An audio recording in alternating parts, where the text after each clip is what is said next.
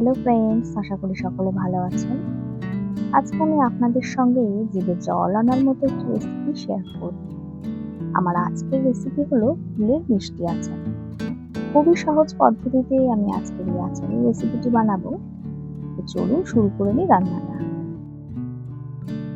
এখানে আমি 2 কেজি কুল ভালো করে রোদে শুকিয়ে নিয়েছি। রোদে শুকানোর পরে এখন এখানে কুলের ওজন হয়েছে 1.5 কেজি। এখন কুলগুলোকে পরিষ্কার করে ধুয়ে হাতের সাহায্যে ফাটিয়ে নিচ্ছি।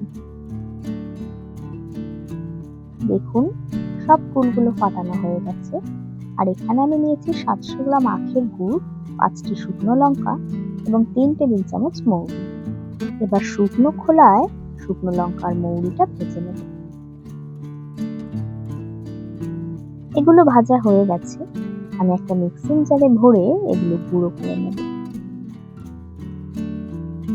এবার গ্যাসের ফ্লেমটা অন করে কড়াইতে সব কুল ও গুড়গুলো একসাথে দিয়ে দিচ্ছি। এখন মিডিয়াম ফ্লেমে 7 থেকে 8 মিনিট আমি কন্টিনিউ এগুলো নাড়ব।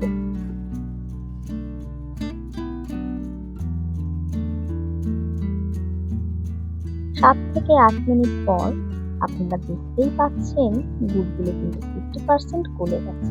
তো আমি এখন স্বাদ মতো নুন দিয়ে আবারও কন্টিনিউ নাড়ছি।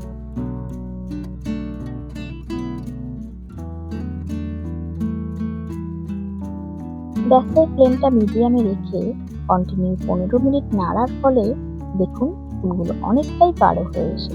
এখন যে মশলাটা আমি বানিয়েছিলাম সেটা উপর দিয়ে ছড়িয়ে দিচ্ছি এবং আরো 3-4 মিনিট আমি নেড়ে নেব। তো ফ্রেন্ডস, আপনারা দেখতেই পাচ্ছেন আমাদের মিষ্টি কুলের আচার একদম তৈরি। ঠান্ডা হওয়ার পর আমি একটা বাটিতে আচারটা ঢেলে নিয়েছি। আমি যেভাবে আচারটা বানালাম এভাবে বানালে আপনারা কিন্তু বহুদিন বাড়িতে সংরক্ষণ করে রেখে খেতে পারবেন। ভিডিওটি ভালো লাগলে লাইক, শেয়ার ও সাবস্ক্রাইব করে চ্যানেলটির পাশে থাকার অনুরোধ রইল। সকলে ভালো থাকবেন। ফিরে আসবো আবার অন্য একটি রেসিপি নিয়ে। ধন্যবাদ।